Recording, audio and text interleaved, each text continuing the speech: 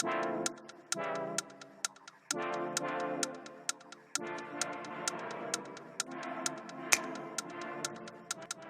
back, everyone, to another episode of Eyes Up Here. I'm your host, Lindsay Palos.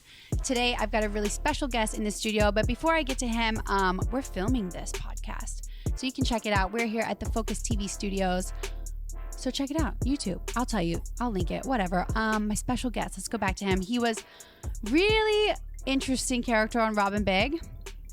How about you just introduce yourself? I don't even know where to start. Entrepreneur. My name's TV Drama. star. Been on reality TV for a long time.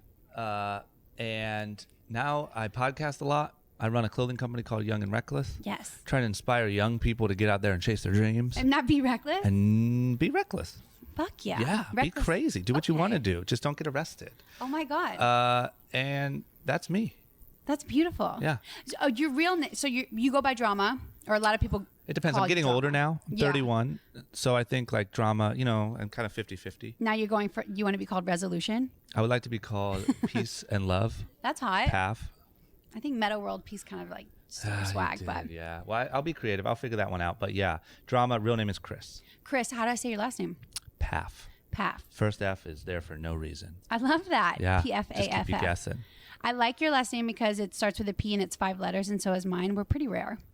Oh, you're right. We're so rare. Yeah. Yeah. P5 gang. It's stop. Just saying, you're in or you're out. Oh my God. Everyone right now is like, They're like, do I fit in or darn not? it, I have 7 letters. Anyone with the last name Peter, you're great. But anyway, so you do so much. I knew you from Robin Big, for sure. My boyfriend made me watch that show because people are like blowing stuff up and jumping out of things, and they're all dressing up. Yeah. Thank you, boyfriend. Yeah. I'm much more of a Real Housewives girl, I but get it. I really love the show. Thank you. Yeah. What was that like? No, I want to go. You're from Ohio, actually. We were From talking Ohio, about this. Akron. Ohio. Yep. What is that like? It is. We were talking about it a little bit before we started recording. It's pretty dull. Oh my God, how It's so? small. Like, here's the thing. It's very small town. And I always say this because I just remembered it recently, and it's a perfect description of what my town is like. In my high school, when you would look out the window of our classrooms, there'd be a farm with cows. And so we'd like watch the cows all day, right? and people would literally get in trouble, like, stop watching the cows, we're trying to learn algebra here. And I remember that one of the biggest like news days of the town was that one of the cows escaped, and we were getting sort of live updates via landlines at the time of where the cow was spotted last, Oh my God. who was chasing it, and finally they captured the cow, no harm. And that was a big day for Akron, Ohio. Dude, it's not even like that's the second Ohio story where an animal has escaped. Yeah. There was a story about Zanesville. Yeah. I remember hearing where this person had all these zoo animals and they escaped, and then it was like mass zoo terror in Zanesville. Yeah. Have you ever heard of it? The Zanesville Massacre or something? Zanesville Massacre sounds so terrible. I'm pretty sure that's what it says on Google. Who got massacred? The animals, because they had to kill the animals. Oh, they killed them all? And then the owner of the animals was eaten by some kind of lion, tiger, or bear. Yeah, that certifies as a massacre. Yeah. It's sounding kind of familiar, but to be honest, I don't really remember that. No? Like, how long ago was it? You're staring at the cows for too long. Was it? I know. All I care about is cows. I'm more of a cow guy. That's so cute. Yeah. I'm actually from a dairy farm town in Louisiana called there the you go. Ranger. There you go. We can connect on that. Yeah. Yeah. Super country. Yeah. So how did you end up in LA? I ended up in LA because at a very young age, like 10 years old, I became obsessed with skateboarding. And LA is like the skateboard capital of the universe. And so I just knew, like, my whole childhood, the moment I graduated high school, I was moving to LA just to be like in the skateboard industry, work at a skate shop, do something. It just was like the dream come true. Yeah. Plus, I just knew like the opportunities in Ohio were kind of few and far between. So cow watching was getting boring. I felt like I had kind of peaked in my career. Oh my God. And so I took my talents to LA. So as soon as I graduated, I moved out here. I love that. Mm-hmm. But I actually read, so you were skateboarding. Mm-hmm. Can you tell me a little bit more about your skateboarding? So what? I was going to say career, but I'm not sure. No career. Yeah, It wasn't okay. good enough. Okay. So I loved skateboarding. It's all I did from like 10 to probably 25. But I knew I wasn't good enough to be a pro skateboarder, right? So I wanted to be like a filmer. I just wanted to be in the industry. Yeah. But yeah, I loved it. It was my absolute passion. And then? See, I know the information. Then I had an know you had an injury. injury. I had an injury. Like a serious injury. I had a serious injury. I hit my head skateboarding. Oh my God. Was in a coma for 4 days. That's crazy. Fractured my skull, had some brain bleeding, blood clot in my brain from the skull fracture. And yeah. How old were you? 18. Oh my God. Yeah, it was right after I graduated. Oh my God. That's when I actually got in a crazy wreck, actually, right after I graduated. What kind of wreck? I hit a car head on, and luckily I was fine, but I totaled it, and it was a really scary, traumatic situation. Oh my God, that sounds like scared me for life. Yeah.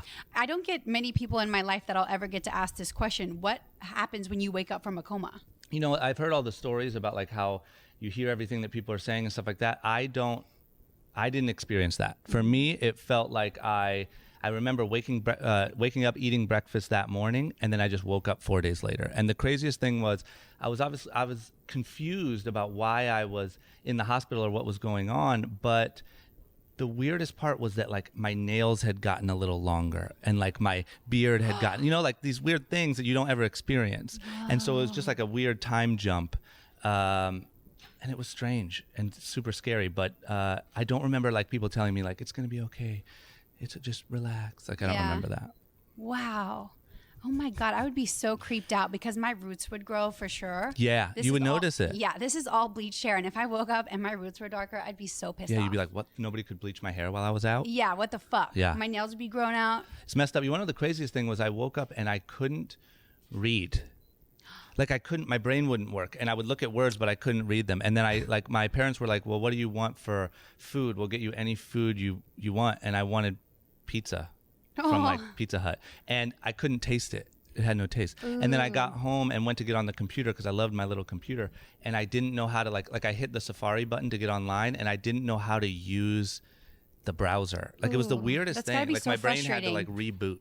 That's the thing about the brain too. A lot of people, when they see an injury, they don't realize with a brain injury, you have to compute the mechanics of your body. Mm-hmm. So if a mechanic is doing something that's familiar, your brain still has to process it like a computer. So you may be doing everything you know how to do, but if this is malfunctioning, it's not going to register. Yeah, it was so weird.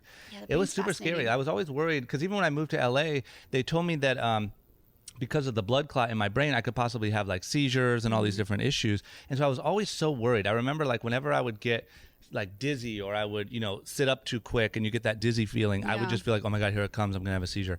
And I thought like it was going to cause all these chain reactions. But it really like, I don't know, all things considered, I don't have any side effects that I know of. I might be a little dumber than I was. It was a pretty isolated incident. Yeah. That's really good. Yeah. I feel like some of those things you've mentioned, that's how I feel when I'm really drunk. It's a lot like being really drunk. Because I've been on Bourbon Street reading a street sign trying to find my way home. And it's like having a brain injury. Well, you might as well have just got hit in the head with a baseball bat. Shit. And you're like, and it's self-inflicted. Where's the Four Seasons? Yeah, no, I was on the phone with a girlfriend at a time, and this was before our phones were really great at pinning your location. Yeah, I had it was before that. Yep. That was when you were in danger when you were a girl. Real danger. Imagine no phones. I mean, imagine like I'm going out for the night, and like I hope maybe call me tomorrow back on this landline. That's when you write your address on your wrist. Ugh. I've done that before, but if found, call. You've done that? I mean, have you ever been to Mardi Gras? I'm from Louisiana. Like, right. If you go out there, you got to be prepared. You have? Did you like it? It's brutal. It's not what I expected. Why? I expected like the movie scene and like, it's pretty like... it can be scary. Pretty rough, yeah. But I think I went this past year, and I feel like as an adult, I know where to spend my time better, and the daytime stuff is beautiful and picturesque. Yeah, I love the daytime. I love New Orleans. We just stayed in a hotel like right on Bourbon Street, and I remember just going and kind of walking around because we were filming down there, and so nobody really wanted to go like be a part of the whole Mardi Gras thing. So I remember I went and just walked around. I had a camera because I wanted to go get some pictures, and like it's just a pretty rough scene, they're it's a little they're really going for it. Oh, yeah. I've seen some brutal fights. I bet. Yeah. Seems very fighty there. Oh, I've seen it's fighty. It seems fighty on Bourbon Street. That's what I love about LA. It's not fighty at all. People can have issues with each other, and they'll just like talk shit. Of course. To each other really quietly. But in like Louisiana, they'll come up to you and they'll be like, oh, do you want to go? They might not even say that. They'll probably just punch you. That's how Ohio is. Like, Ohio, you just punch. You either like leave the club with a girl or you fight someone. That's just like really what that's we like did the plan. Yeah, like, oh, it's 2 a.m. Well, I guess we're fighting because you want to come home. No, all right. You want to fight? Fight or the other F word. Yeah. I would say it, but I don't. Fight or F. Fight that or should F. Be a hashtag. Guys, you guys figure that one out. Yeah. No. Oh my God. I've always said Ohio's like a sister state to Louisiana in just weirdness. It is. Like I said, I think, and not to hate on Ohio, I love Ohio, but I think Louisiana has a lot more cultural elements. You know, Ohio is a little like bland. Well, you know, I don't want to rub this in anyone's face, but the Louisiana Purchase is why we're all here today. So you can thank us anytime. Technically, you can just thank Lindsay directly if you'd like. Absolutely. So you can. comment I'm below, going to be the say thank representative you for my life. Yeah, I'm the representative of Louisiana, so you can just thank me, send all your well wishes. There we go. No. So you have this incredible injury, and then you decide to move to LA quickly after. Yeah. So this is what happened. My plan was graduate high school and move to LA like instantly. Instead, I graduated high school, knocked myself out for 4 days instantly. So I had I had this blood clot. Life comes fast. Life, you know, sometimes you just go this way when you want to go this way. Yeah. But I had to keep getting CAT scans to see if the blood clot in my brain had went away, because they didn't want me to leave until that was gone, because there could have been some complications. Yeah, that's really nice of them. It was very thoughtful. So here's the funny thing. By the time November came, it wasn't gone. But they were like, well, you'd probably have some problems by now. If there was going to be problems, your brain will probably recover. If you want to go, you can go. And so I just went in November. Wow. So you probably graduated in May. Yep. Injury November. Yep. So what'd you do when you got here? When I got here, I just tried to figure it out. I know that's a very that's vague. exactly what I say. Yeah. The first year, you're figuring it out. I say that all the time. It might have taken when I hit you, it means I really agree. No, I like that. That's how I know I'm doing good. Yeah. I'm going to count the hits. Like, I had a 12-hit interview. I just, I don't know, traffic seemed so crazy. The streets, everything was just crazy, and I wanted to be here and I was so excited, but like, it was so out of my element. Yeah. But yeah, I just tried to figure it out. I have to imagine, because I had those aha moments when I was in the party scene. Mm-hmm. So you get invited to one party and it's like, holy shit. Oh yeah, I've had those. Did you have those? Of like, course. what was your first like aha moment like that? So I've probably had a million, because my life went pretty quickly from like Ohio, like worried about cattle, to like a year later is when Rob and Big kind of premiered on MTV. Yeah. So instantly we're getting invited to, I went to Vegas for my 21st birthday, which to me at the time was insane. Huge. And I don't know. One thing that I really do remember going to the Playboy Mansion for the first time. Yeah, that was my first party. But I was pretty let down. Why? I thought it was kind of like Mardi Gras. Because you didn't smash or fight. Listen, I left he was Ohio still doing behind. F4F. I left and Ohio back. he didn't know what to do. He was like, "Oh, Ohio F4F." It wasn't what I expected. It was the same as Mardi Gras. I went there like, this is going to be sick. I've heard all about this, seen it in movies, and then you get there and it's just kind of like, oh, this is cool. Was it for the Halloween party? I don't remember. That's the thing, because if you went there for Halloween, you for sure were going to smash and you would have a great time. But like, it's the Playboy Mansion. I just thought you step foot in there and you're just in like adult Disneyland. It's actually a lot smaller than it seems on TV and on the show. It's like going into exactly what you see on the show, but a dollhouse version. It's like a real backyard. Yeah. Like, oh shit, this is a backyard. Yeah. I was hoping this would be. Though. I like it. I don't mean to like completely hate on it, but I will say I was a little. I don't know if you've ever seen those websites that are like Instagram versus reality. Yes. It's kind of how I felt. Really? A little bit, yeah. Wow, I was shocked. But there was a lot of, Grammy parties and like just weird stuff that I was at that I was like, what in the hell? Like, how is this my life? It's bizarre. Yeah. And seeing kind of celebrities like in their real life party element is the most fun thing when you just moved here, especially when you're like 18. Yeah. Because they're real people. And they're wild. They live by different rules than we do, guys. I called my dad at one point when I was at an after party and I was like, Dad, they're doing weird shit here. Yeah. It's some wild stuff. Yeah, 100%. It really is like a rock star lifestyle. Mm-hmm. How did you not fall into the bad stuff? Because I feel like you hear it all the time, like someone who becomes a celebrity at such a young age. Yeah. 18 yeah, but I'm no young. like Macaulay Culkin. You know what I mean? Like, it was like, I was a character on a reality show. But listen, I just think that I was like, my parents did a great job. Loved them to death. I had some pretty sound morals. Mm-hmm. And I think that more so than that, to be honest, was I wanted to win so badly. Like, I wanted to be successful so badly. And the idea of being able to live in LA and live a good life in LA was like beyond my wildest dreams. Yeah. And so every time anything really got too deep into Partyville, I just knew that that's going to just slow me down or take me away from what I really want to do. And I think that's the thing that like really kept me out of like the dark pits. Yeah. That's pretty incredible. Well, thank you. Yeah, I'm impressed. Yeah. So you're doing Robin Big. Yep. Can I ask what that experience was like as a whole? Insane. Right? Insane because insane. like here's the crazy thing. We didn't like sit like we're not like celebrities by nature. We're not actors. We're not any of that. Like Rob and his bodyguard Big Black were just making funny videos for skate videos. Yeah. And somebody came and said, hey, this is really something special. This could be like an MTV show or something. And so we just kind of started experimenting with that for like a year. It was like a year-long process of trying to present pilots and stuff like that and them not being right and getting shut down. And then one day they finally said, okay, we'll give this one a try.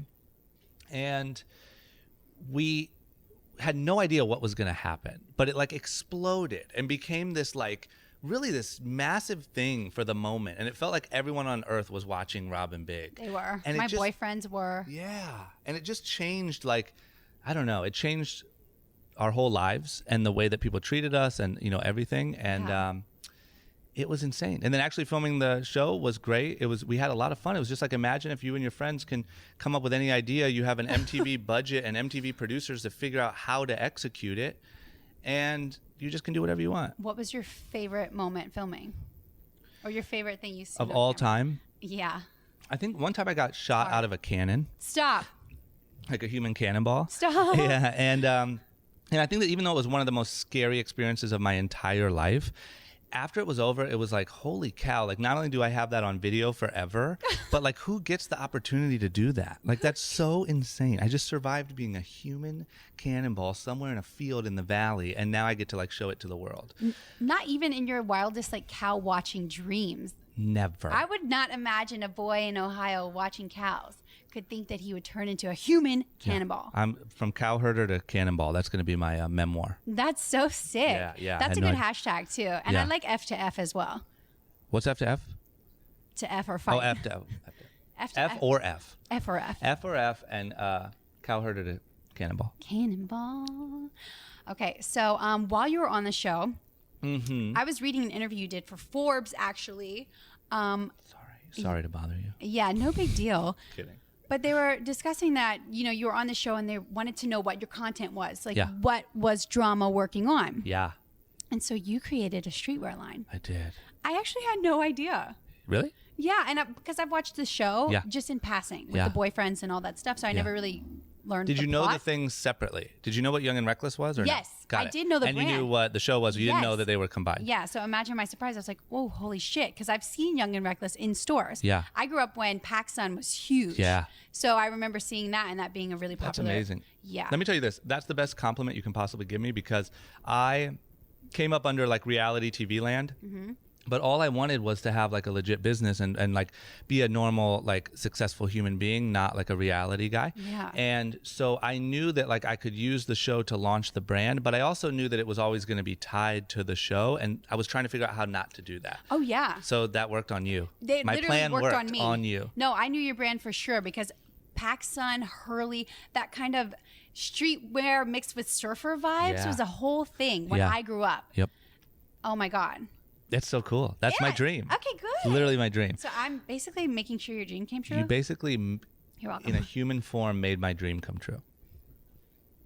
Hell yeah. Give me a 5. Okay, how the fuck did you do that? So I read on Forbes. Yep.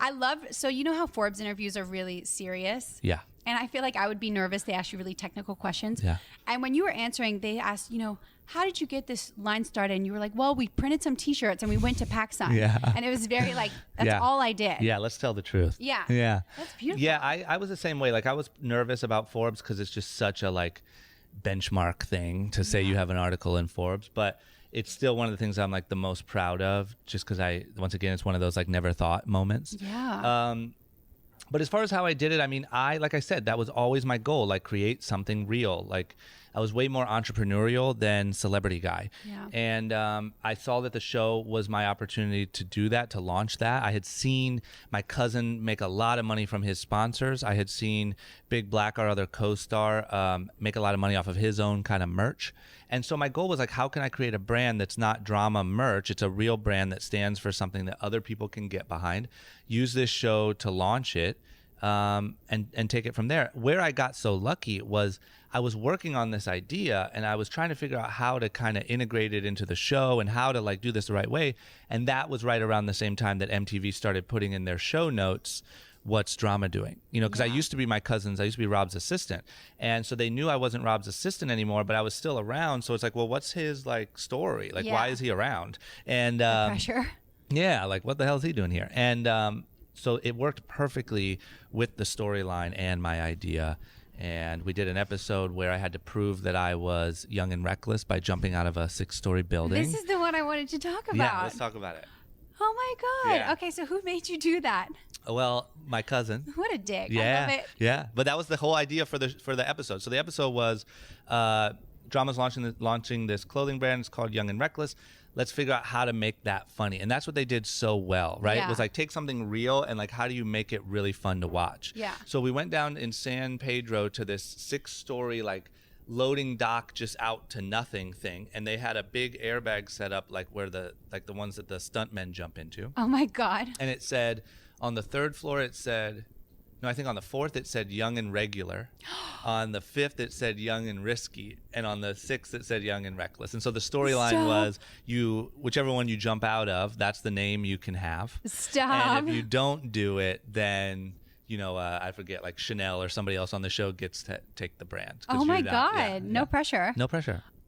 How do you prepare yourself to jump out? Did they give you any kind of safety tips or like warn you? Okay, that's nice. Yes, but the safety tips are worse. Why? Because here's what would happen. Some days, not all days, not by any means all days, you show up and there's like a full safety crew that MTV makes you have there in case someone dies, right? And so not only is there like, you show up and there's ambulances and stretchers and everything ready as you're walking in. I'm so nervous hearing that. Ridiculous. I would be so scared. Yes. And then here's the scary part. Then you have a safety meeting where MTV appoints like a safety guy for this day of shooting, and you all stand around in a circle with the crew and the cast and everyone, and it's instructions on exactly what to do if the worst case scenario happens. So it's literally like, okay, if Drama jumps out of this building and completely misses the airbag and snaps himself in half, please, cameramen, don't run in first. Let the medics go first. Then Rob, please hold back. So they get it on film and it looks good?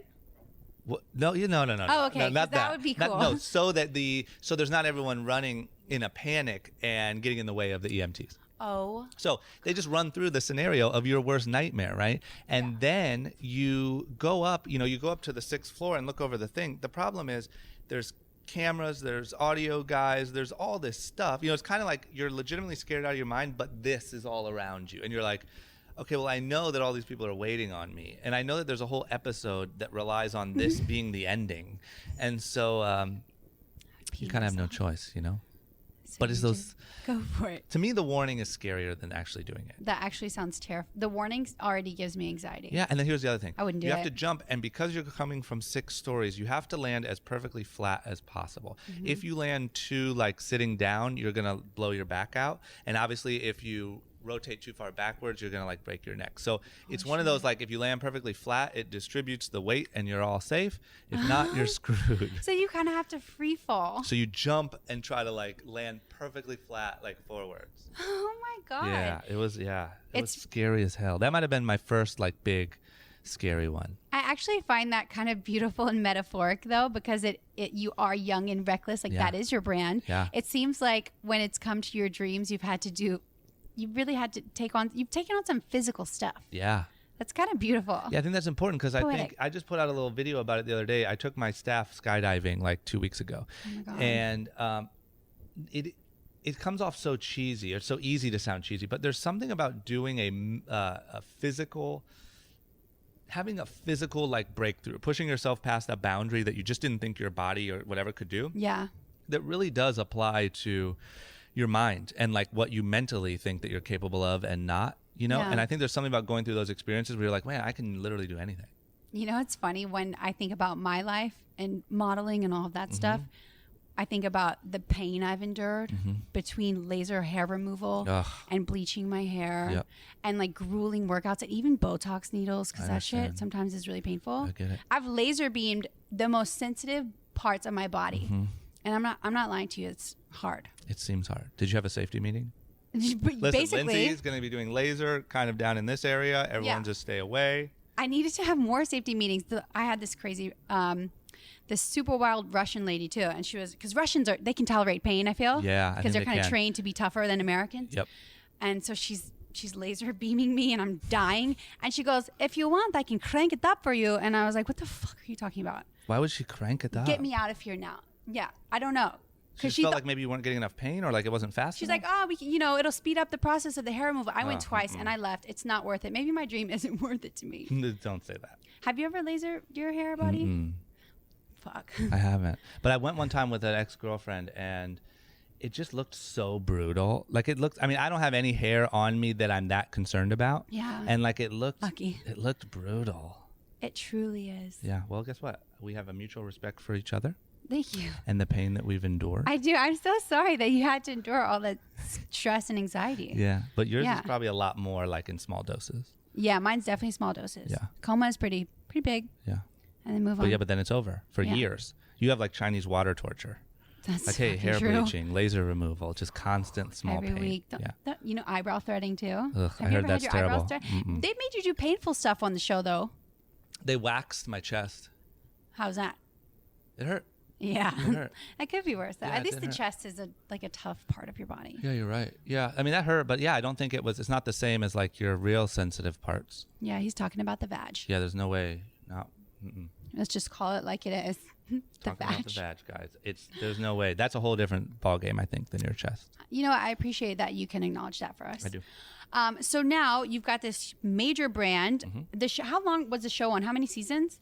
Oh man, so Of Robin Big was 3. Okay. And then we did Fantasy Factory. Okay. That was the other one, which was. I feel like people still called that Robin Big. I think they did. I definitely did. Yeah, because Robin Big was like legendary. Fantasy Factory was really good, but Robin Big was like irreplaceable, legendary moment. Fantasy Factory, I think we did 8.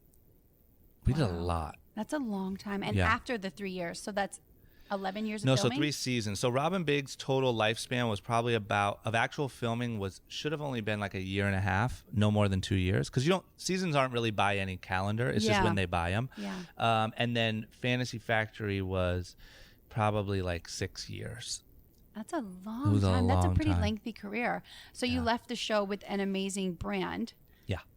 What is that brand like now? So the brand is amazing now. We've had a lot of like ups and downs. Obviously, we launched off the show, then we kind of like went and just marketed it on like Superpower. We did like back when Meek Mill was like the hot new artist, we did a deal with him. We had every athlete, everyone wearing our stuff because it was so important to me not to be cheesy reality show merch. Yeah. And so we then we took it to PacSun, had a lot of success there. Still have a great business with PacSun, but then Macy's, Tilly's, Dillard's, all these things, right?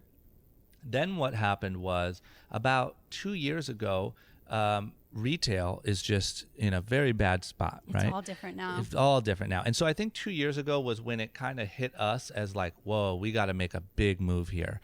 And it was rough because you've put all of your work into like flying to these different retailers, taking them out to dinner, begging them to try your brand. They try it, it works. Yay. And so it's like years of building up this brand in retail, and then all of a sudden you need a completely different strategy. And so retail isn't like dead for us, but it's having a lot of trouble, and that affects us heavily. They're not making as big of orders as they used to. Some retailers filed for bankruptcy and had to send stuff back, and it causes quite a big nightmare. So that meant like sitting and talking to people who I'd become really good friends with, my marketing people and people that I worked with, and having to let them go for no reason other than outside. You know what I mean? Yeah, like they the didn't world do has anything. changed. Well, we didn't do anything, but the world changed. Yeah. So you're firing your friends, you're restructuring kind of how you do your business. Like I always say, I replaced my sales team with like a content team, because the sales team you don't need anymore. You don't need people flying around talking to Macy's. And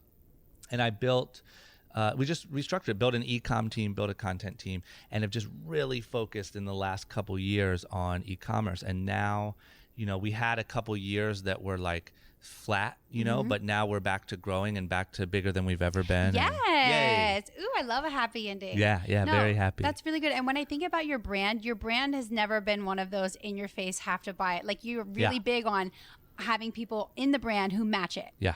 And it's kind of like, I don't know, you're not like begging people to buy your shit. You just like, here's my cool shit, and that it's cool. So I imagine turning it over and being like Instagram content and social media content. It's hard not to make content it's sales driven, cheesy. Like it's hard to sell something online and make it seem like you didn't care, because you fucking care if you have to make all the content you make like it's clear you care. How do you deal with that? I have issues with that. Yeah, it's so hard. Not on that scale. But like what? Tell me yours. Seriously, anything I sell, I feel like just anything you sell, and even the way the FCC, like you're supposed to be very in your face about what is an ad and what isn't an ad. So it's not this platform where you're allowed to kind of be coy with selling stuff. You kind of have to be like, yeah, buy this shit. Yeah, I agree. And so for me, here's the interesting thing for me is like I don't have any FCC issues because it's my thing, exactly. Right? Yeah, I know. And I'm just saying, but the reason why that becomes my own little struggle is because now it's all on your back.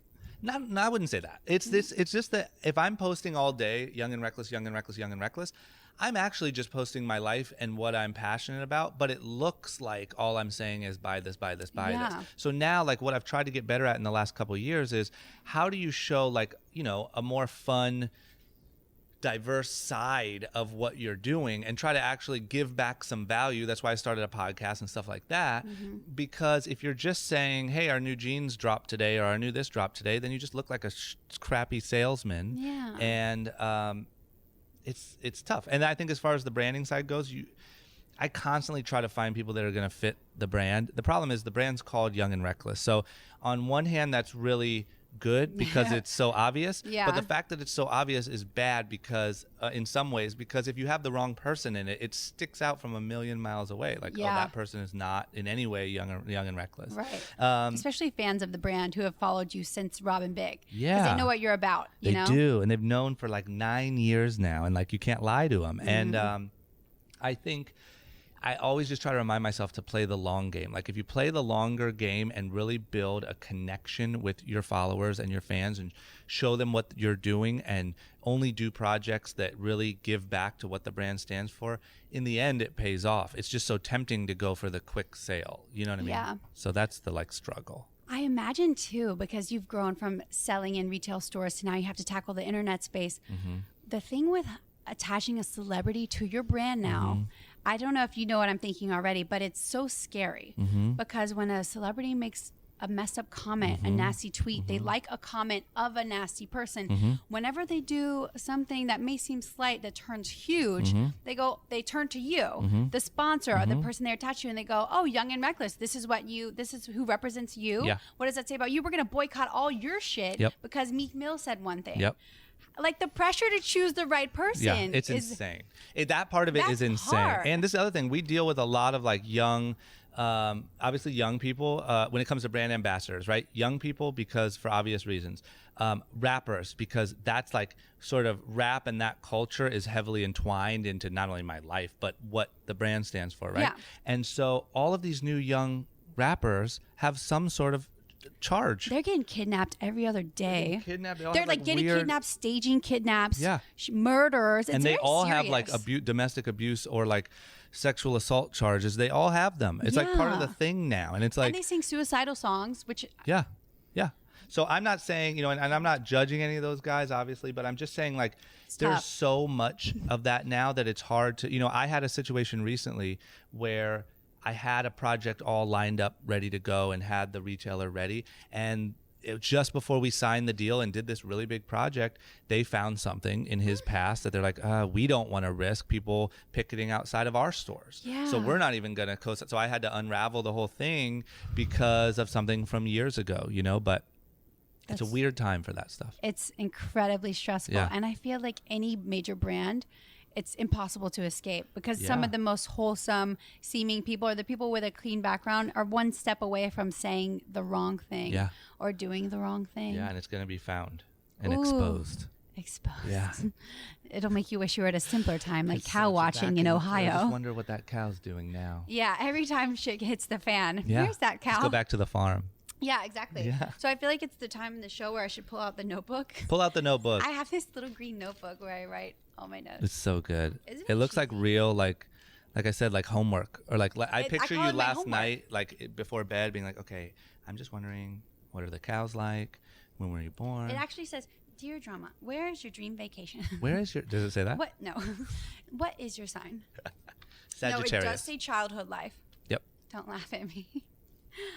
No. Oh my God. You know what game I love to play actually with my guests? What?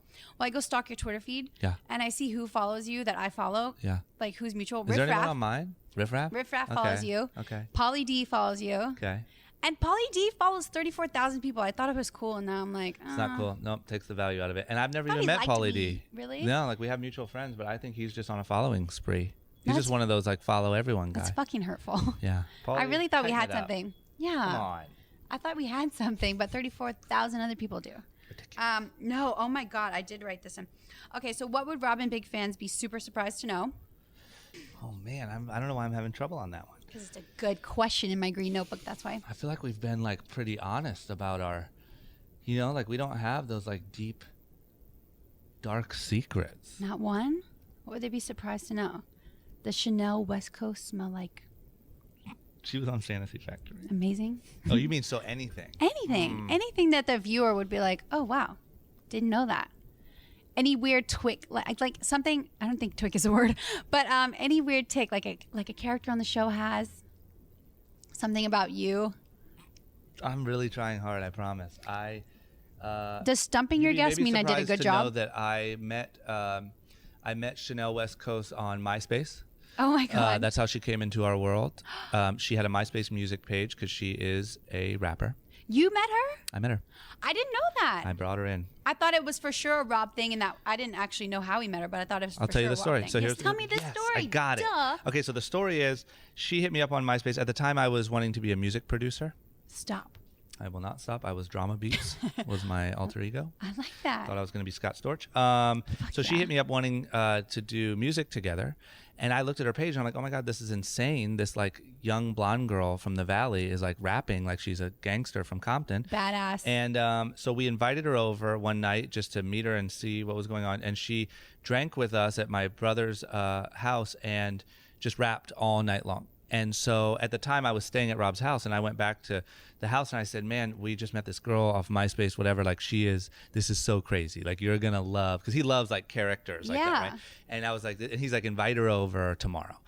So she came over, did the same thing at his house, rapping. And then as soon as she left, he was like, she's going to be my rapping receptionist. I'm going to make her rap to every guest that comes into the Fantasy Factory. Oh my God, and that's where she came from. I had no idea. So Yeah. you discovered Chanel West Coast. I have an eye for talent.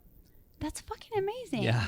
I'm so impressed. Okay, Yeah. I'm really glad I asked that question because good. I I'm glad had I no got idea. one. I thought for sure she was a friend of Rob's or someone he discovered. Yeah, no. That's no. all MySpace you. music. Does she give you 10% now of everything she makes? I Because you really kind of. wish I would have worked that out earlier. You really on. should have Yeah. worked that out, business guy. What the hell? I know, because she's still on Ridiculousness, doing well for herself. God, and that could have been. You could have Chris Jennered that situation. Darn it. Yeah. And my last question on my beautiful green notebook is, who's your favorite hot girl online? Do you have a girlfriend? I do. Okay. But I so can maybe still I don't say want who my you to favorite. get in trouble. No, I wouldn't get in trouble.